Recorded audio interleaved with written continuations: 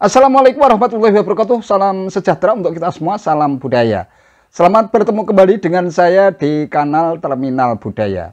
Sahabat-sahabat tercinta sebangsa dan setanah air, pada kesempatan kali ini saya tertarik untuk membicarakan mengenai tuntutan Jaksa Penuntut Umum untuk terdakwa Bambang Trimulyono dalam kasus penodaan agama dan ujaran kebencian yang berlangsung di Pengadilan Negeri Surakarta pada hari Selasa 21 Maret tahun 2023.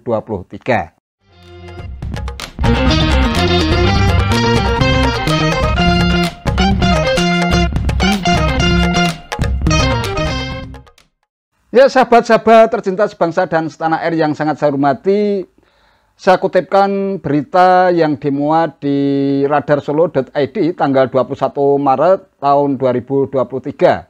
Yang terkait dengan kasus ujaran kebencian ijazah palsu Presiden Jokowi. Jaksa Penuntut Umum alias JPU kasus ujaran kebencian ijazah palsu Presiden Jokowi menuntut terdakwa Bambang Trimulyono dengan hukuman selama 10 tahun penjara dipotong masa tahanan.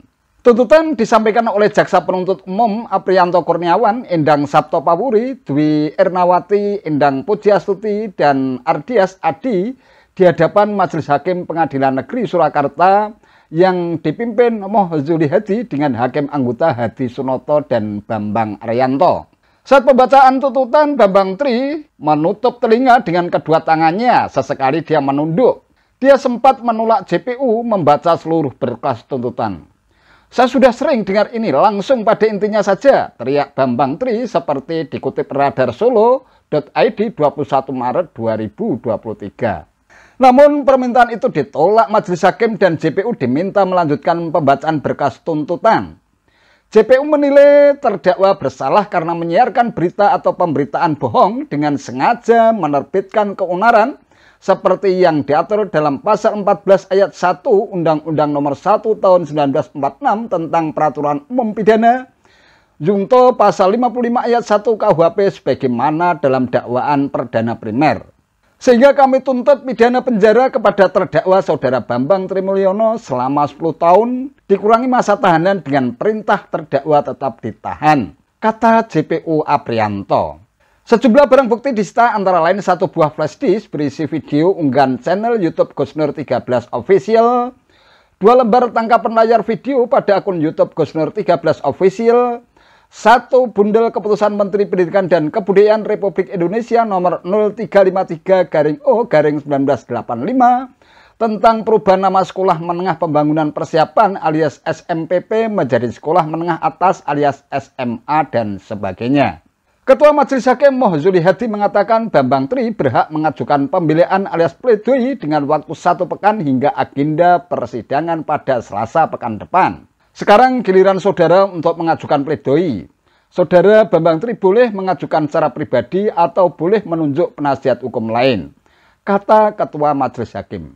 Bambang Tri menjawab tetap menggunakan haknya untuk mengajukan pledoi. Saya tetap menggunakan hak saya, menggunakan pledoi saya, tuturnya. Usai sidang, Bambang Tri pun enggan memberikan komentar terkait dengan pengunduran diri 13 penasihat hukumnya. No comment. Saya akan tunjuk kuasa hukum yang baru, kata Bambang Tri.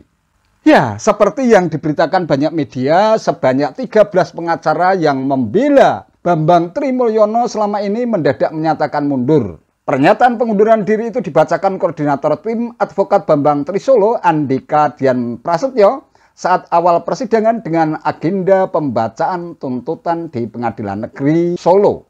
Dilansir Detik Jateng, Bambang Tri yang dulu sempat menggugat keaslian ijazah Presiden Jokowi menjadi terdakwa kasus ujaran kebencian, ITE, dan penistaan agama buntut podcastnya dengan Sugik Nur Harja alias Gus Nur.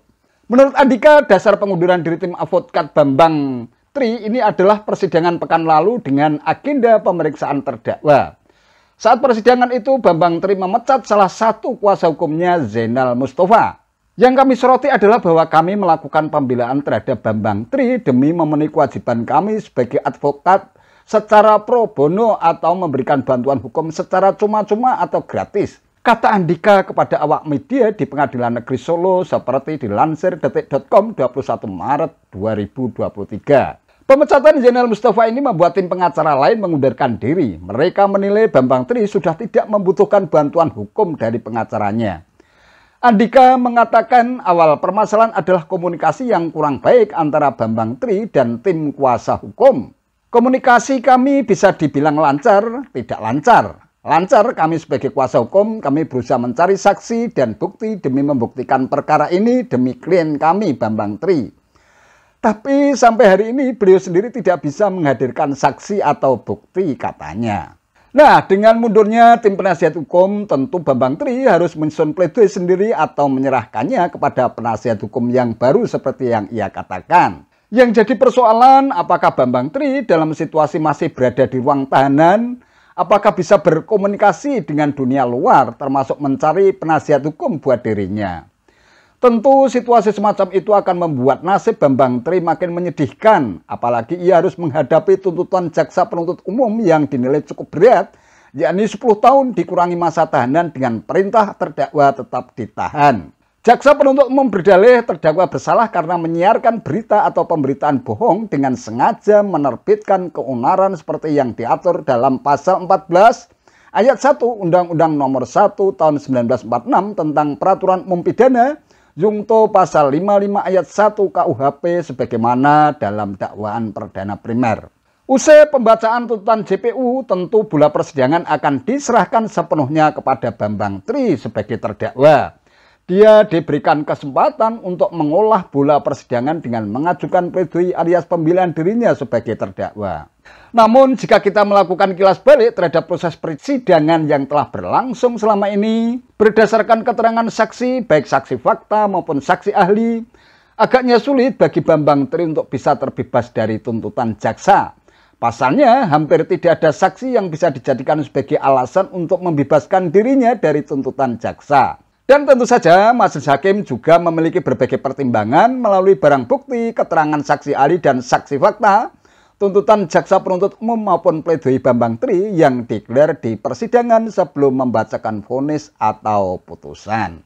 Demikian yang bisa saya sampaikan. Terima kasih atas perhatian saudara-saudara sebangsa dan setanah air yang sangat saya hormati.